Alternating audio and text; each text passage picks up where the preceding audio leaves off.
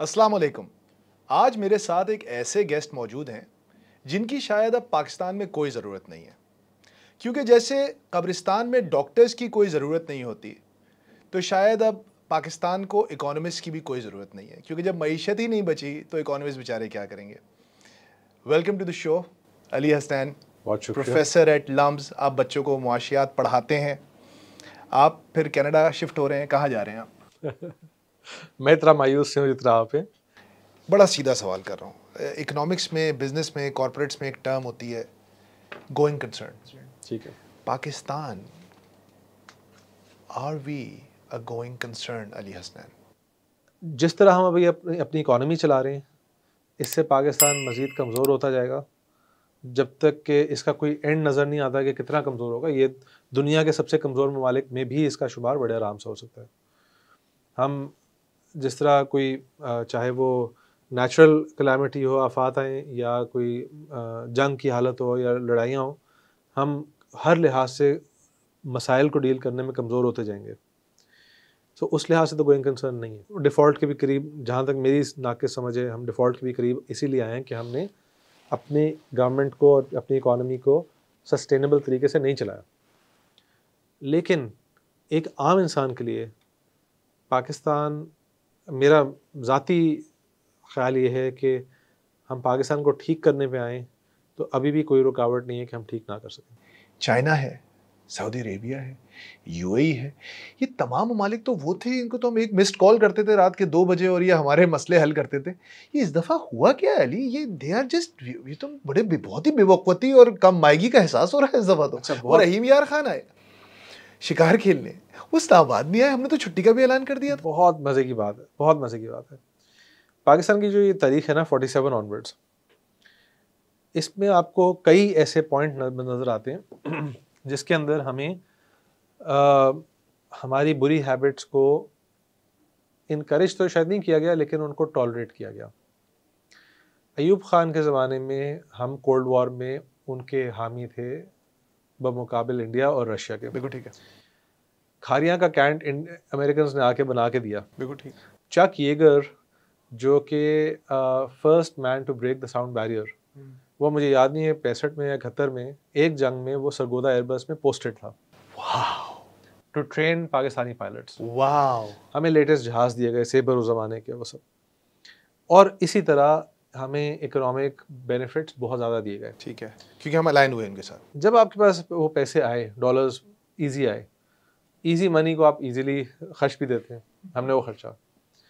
उसके बाद थोड़े हालात ख़राब हुए, हमने जाके कर्ज़े लेना शुरू किए। फिर ज़िया के ज़माने में अफ़गान वॉर हुई, फिर से एकदम डॉलर की हाँ, बहुत पैसे आए। वो खुली। अच्छा, फिर हमने वही, और फिर 99 में बैठ गए थे हम। ज़िया ने डारोनॉमिक्स उस ज़माने में शुरू की। शायद डार साहब ने करम होंगे उस ज़माने में शुरू की।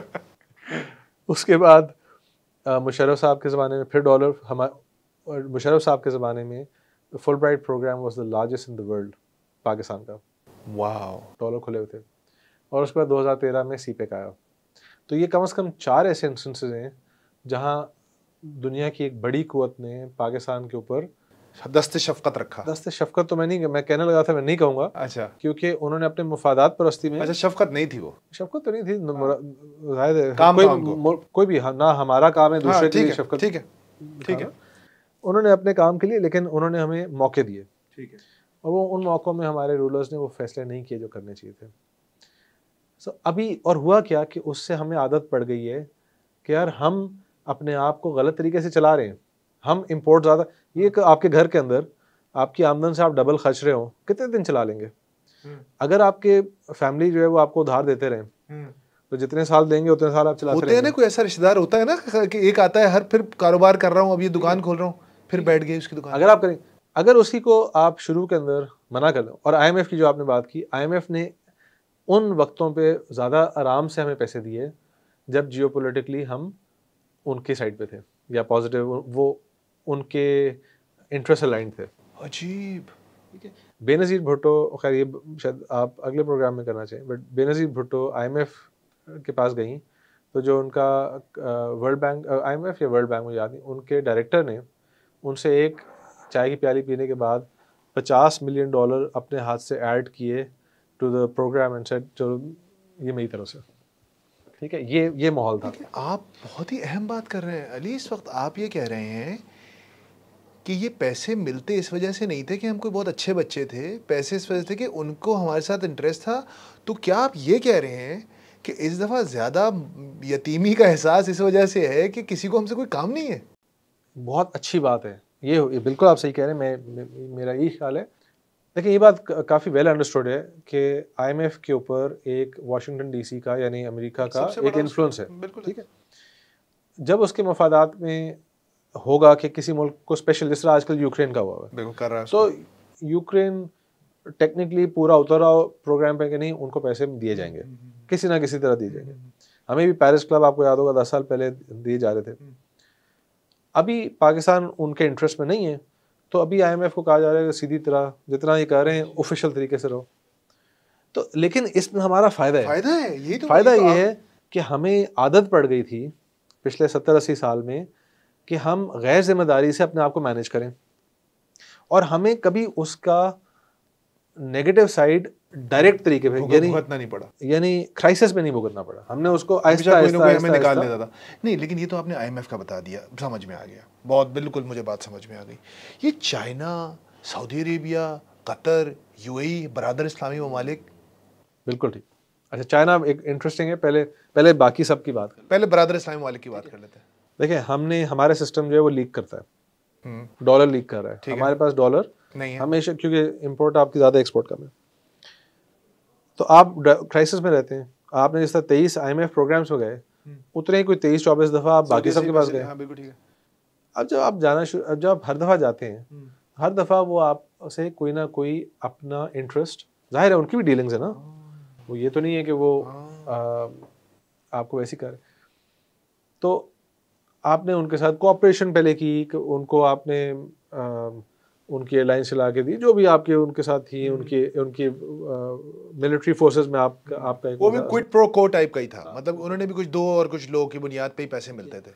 अब वो वक्त के साथ साथ आप वहीं उसी लीकी सिस्टम को चलाते रहे, वो डेवलप किए।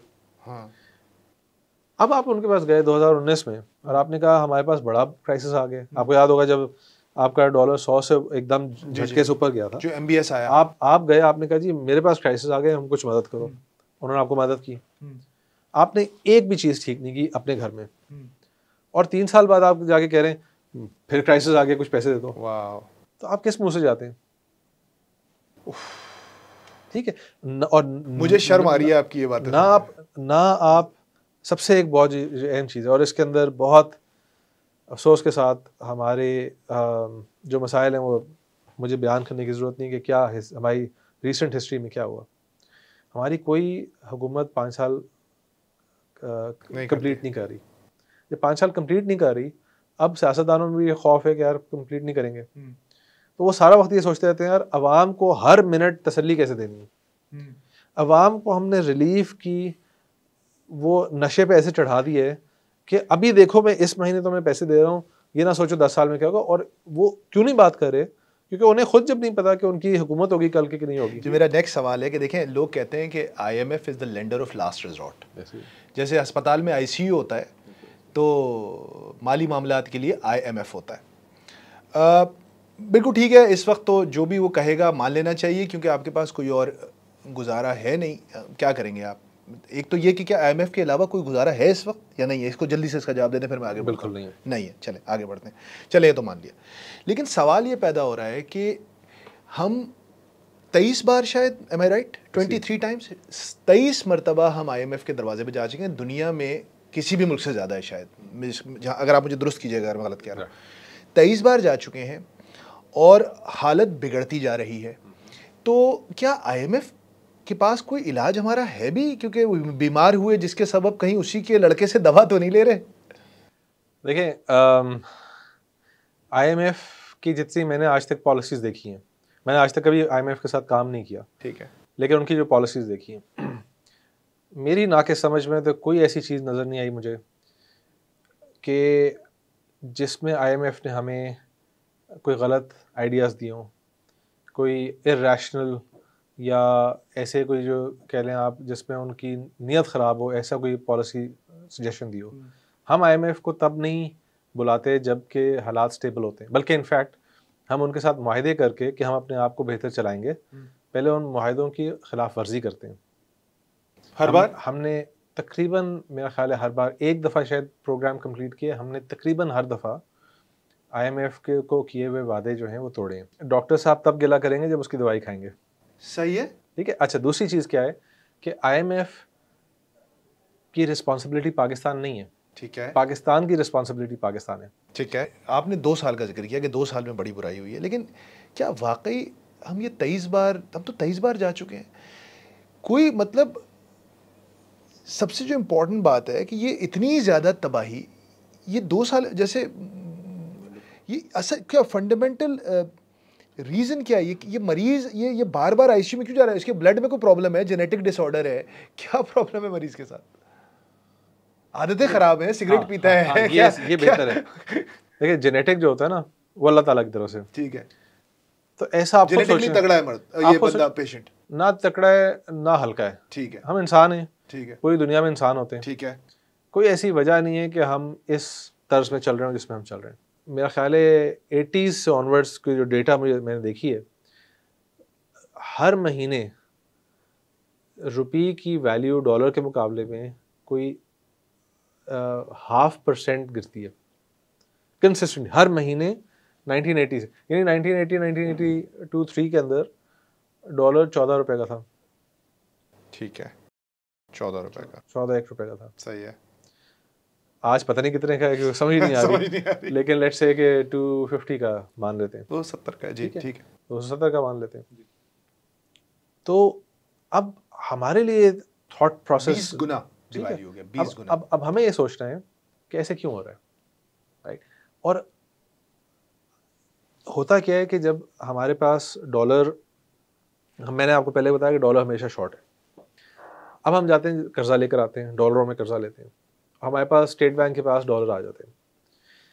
पाकिस्तान की तारीख में अक्सर जिस चीज़ को हम आजकल डारोनॉमिक्स कहते हैं वो अडॉप्ट की गई है। ना सिर्फ डार साहब का तो मुझे दर्स आता है कि वो बदनाम ज़्यादा हो गए, कुछ किसी हद तक उनको होना चाहिए था, लेकिन इससे पहले बहुत इसकी एक तारीख है। मुशर्रफ साहब आपको याद होगा ने 60 पे रखा था बहुत अर्से, बिल्कुल ऐसे, और लोग याद करते हैं कि बहुत अच्छा दौर था जी। उससे पहले everyone that I can think of 0.5% हर महीने डॉलर गिरा है जी, आधे महीने। तो इतनी तग्गो-दो की कि डॉलर सस्ता रखें, उसकी खातिर बर्बाद हो गए। बिल्कुल एग्जैक्टली, ठीक है, लेकिन डॉलर तो गिर गया। तो ये तो this is there any method to this madness as per doctor Ashfaq Hasan? कोई is there a method to this madness? The method is narrow interest, not national interest. Wow. It's not madness. It is the interplay of different interests. And of course they're not working. हम सारे अहमद तो नहीं है, सारे माकूल लोग हैं, आप जाके बाकी मिलेंगे पाकिस्तानी भी उसी तरह के। आपके जो सियासत के अंदर जो हर किसी की जो एक वो मफाद है, क्वालिटी है, वो और वो क्लैश कैसे करती है। हमारे मुल्क में हमने पहले बात शुरू की थी कि एक कौमियत उतनी स्ट्रांग नहीं बनी, हम बटे हुए हैं बहुत ज़्यादा। जब आप बटे हुए हैं तो आप नेशनल पॉलिसी की आवाज़ उठाने के लिए वीक हैं। जो आवाम बैठी हुई टीवी देख रही है ना और इस बात पे कोड़ रही है कि यार मुल्क कहाँ जा रहा है, वो सियासी प्लेटफॉर्म उसके पास नहीं है। बिल्कुल ठीक है। वो जब कोई एक बुरी चीज़ होगी उसके ऊपर पॉलिटिशियन को सियासी पनिश नहीं कर सकती। अब मेरे नज़दीक ये मेरी अपनी एक थिंकिंग है। पाकिस्तान में हम एक दूसरे की मस्जिदों में नमाज नहीं पढ़ते। बिल्कुल सही बात है, बिल्कुल सही बात है। ठीक है, तो हम सियासतदान देखें, सियासत तो एक नेशनल लेवल पर है ना। जब हम एक दूसरे के मोहल्ले में नहीं जाना, हाँ, मोहल्ले में नहीं, मस्जिद में नहीं जा रहे, बिल्कुल मस्जिद तो बिल्कुल मोहल्ले की चीज़ है, तो हम सियासतदान से क्या लड़ेंगे? क्या बात, और ये स्टडीज़ हैं जो शो करती हैं कि जहाँ एथनिक लड़ाइयाँ हों, वहाँ सियासी जो डिसीजंस हैं उनकी क्वालिटी गिर जाती है। अजीब, बड़ी सिंपल सी बात है। देखिए, अगर मैं फ़िरका वारानियत पे इलेक्शन जीतता हूँ, तो मैं क्यों बात करूँगा? तो मुझे कोई क्या ज़रूरत है कुछ करने की कौम के लिए? ये तो बहुत ही इंपॉर्टेंट बात है अली, लेकिन आप तो फिर ये कह रहे हैं क्या मैं ये समझ सकता हूँ इससे कि हमारा मसला मुआशी तो है ही नहीं, हमारा मसला तो मुआशरती या समाजी है? देखें, ये जब आप मुल्क की बात करते हैं ना, हाँ तो हर मसले की एक मुख्तलिफ सतह पे बात होती है। हाँ हमारे कुछ मसले हैं जो कल दफ्तरों के अंदर जाके प्राइम मिनिस्टर जो है वो डिसीजन चेंज करे तो कल ठीक हो सकते हैं। ठीक है, और कई हमारे मसले हैं कि जो जड़ों में हैं। ठीक है। नहीं तो जड़ की बात करें ना, असद तो जड़ में है, तो बात जो साबित हो गया। जो भी मुल्क, जिस मुल्क ने तरक्की किया ना, जिसने अपनी तकदीर को बदला है, हाँ। उसने पहले अपने अंदर एक कौमियत बनाई है। Wow, that is such an interesting. आप खुद सोचें कि अमिताभ की फिल्में होती थी जी जी 70s में। जी जी जी। हर फिल्म में कहीं ना कहीं वो भारत या इंडिया को 5 मिनट के लिए बड़ा मोनोलॉग मारता था, वो बिल्कुल कहता था कुछ, ठीक है। और आज तक उन्होंने आइडिया ऑफ इंडिया को डेवलप किया, उजागर किया। ठीक है। हमें अपने ऊपर ये बहुत ज़्यादा भी मलामत नहीं करनी चाहिए। हमारे जो पाकिस्तान 1947 में था, हम हर वक्त इंडिया से कंपेयर नहीं कर सकते। हाँ। हमें ज़्यादा पॉजिटिव सोचना चाहिए, आगे क्या करना है और आगे आपने किस तरह चलना है। मैं उसकी एक आपको मिसाल देता हूँ, फिर हम आगे बात को लेके चलते हैं। 1950 में एक ब्रिटिश डिप्लोमेट था जो कोरिया में बैठा हुआ था। 1950 में 50 में कोरिया में बैठा हुआ था। अब कोरिया कौन सा मुल्क है जो आपको सैमसंग देता है, LG देता है, Hyundai, Kia, दिया हुआ है, ठीक है, सबसे एडवांस मालिक बात है। उन्होंने कहा ये अपनी हुक्मरानी को भी खुद कर ही नहीं सकते, ये एक जाहिल कौम है, ये काम नहीं करते, आपस में लड़ते हैं, इनसे ज़्यादा कोई लेजी नहीं है। वाओ 1950। वाओ। इंडिया में 1991 से पहले इंटरनेशनल कम्युनिटी में ये एक गाली बनी हुई थी कि जो मुल्क बुरा करता था ना, वो कहता था ये हिंदू रेट ऑफ ग्रोथ चल रही है। वाओ। क्योंकि इंडिया की ग्रोथ रेट इतनी कम थी बमुकाबिल दूसरे ममालिक के। वाह, ये 91 में इंडिया में और 50 में आपने कोरिया का बताया। तो ये अब नेगेटिव सोच, अगर वहाँ उस ज़माने में कोरियन और फिर इंडियन बैठ के कहते हैं हाँ यार हम तो हैं ही हिंदू, हमसे तो ग्रोथ नहीं होगी, हाँ। तो चीज़ें ख़राब हो जाती है ना। हाँ। उन्होंने ये सोच बहुत एक आकिल तरीके से, बहुत केयरफुली ये सोचा कि हमने अपने आप को ठीक कैसे करना है। हाँ। और उन्होंने वो अपने अंदर चीज़ें चेंज की, वो तब्दीलियाँ लेकर आए, वो इस्लाहात लेकर आए, जिससे दोनों मुल्क जो हैं बड़ी तेज़ी से ग्रो किए। कोरिया बहुत पहले ज़ाहिर है बहुत मैच्योर हो गया, बट इंडिया भी उस डायरेक्शन में चल रहा है। इधर उधर की ना बात कर, मुझे ये बता काफिला क्यों लुटा? मुझे राहजनों से गिला नहीं, तेरी राहबरी का सवाल है। ये कौन सा राहबर था हमारा जिसको आप कहेंगे हाँ यार गड़बड़ हुई है और इन्होंने सबसे ज़्यादा की है? मैं किसी एक का नाम नहीं लेना चाहता। बिल्कुल ठीक है। मैं अगर बात को मुख्तसरन बयान करूं तो मैंने सब पाकिस्तान के हुक्मरानों के परफॉर्मेंसेस को थोड़ा पढ़ा भी है, उसका डेटा भी देखा है, और मैं इस नतीजे पर पहुंचा हूं कि किसी में बहुत ज़्यादा 19-20 का फ़र्क है। सब में किसी ने कोई बहुत अच्छे तरह इकॉनमी नहीं चलाई, और आप समझ लो वही बात है कि 19-20 के फ़र्क से सब ने नेगेटिव तरीके से चलाई है। कोई उम्मीद है आगे? तरीन साहब है शायद, पीछे डार है, क्या मईशत के बारे में सोचना बेकार है? आप, क्योंकि आप तरीन और डार, मैंने आपका ट्वीट पढ़ा कि डार साहब ने जाते जाते कोई मुआशी कमेटी बनाने का कहा था जिसमें तरीन साहब को खुद नामजद करके गए थे वो। तो they are two sides of the same coin. They are very much. लेकिन देखिए, मायूसी गुनाह है। मैं इसको एक ईमान का हिस्सा समझता हूँ कि आप मायूस नहीं हो सकते। और अगर आप दुनिया देखें, एक इंसान का काम ये नहीं होता कि वो दुनिया बदल दे, इंसान का काम है अपना हिस्सा डालना।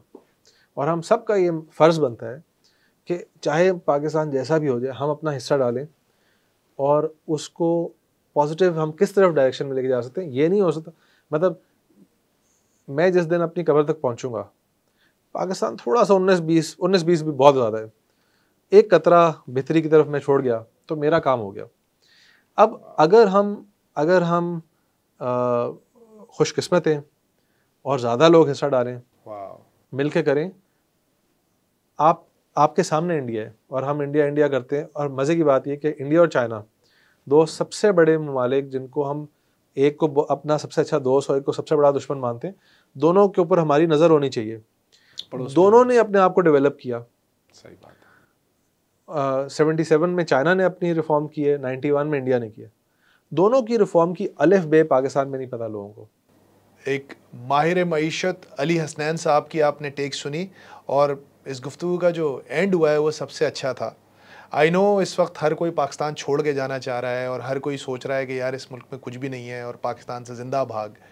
लेकिन एक बहुत कमाल की बात की है अली ने एंड में, और उन्होंने कहा है कि अगर इंडिया और चाइना जो आपके दाएं बाएं या ऊपर नीचे बैठे हुए हैं, वो चाइना 1977 में और इंडिया 1991 में अपनी उस गुमराही की नींद से जाग सकते हैं और आज उस जगह पहुंच सकते हैं जहाँ वह हैं, तो हम क्यों नहीं कर सकते। अस्सलाम वालेकुम।